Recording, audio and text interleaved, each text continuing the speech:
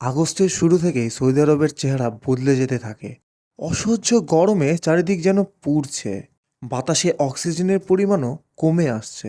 ভুতুড়ে শহরে পরিণত হয়েছে সবকিছু। এই গরমে মানুষ বাঁচে কি করে, সেটাই এক রহস্য। জনমানব শূন্য রাস্তায় শুধু গরম হাওয়া যেন ভূতের মতো ঘুরে বেড়ায়। হাজারো কোম্পানির অধীনে অসহায় প্রবাসী শ্রমিকরা এই গরমেও কাজ করে চলেছে। দম বন্ধ করা পরিবেশ একদম। দিনের ভয়ঙ্কর গরম এসিও হার মানে, কিন্তু রাত হলে বদলে যায় সব। এই অসহ্য গরম কি শুধু প্রকৃতির খেলা, নাকি এর পেছনে লুকিয়ে আছে অন্য কোনো রহস্য? কেউ জানে না এই শহরের নীরবতার পেছনে কি লুকিয়ে আছে, যা হয়তো চিরকাল অজানাই থেকে যাবে। রাতের অন্ধকারে শহরের রহস্য যেন আরও গভীর হয়, যেখানে গরম বাতাসও যেন ফিস ফিস করে এক অজানা কাহিনী বলে যায়।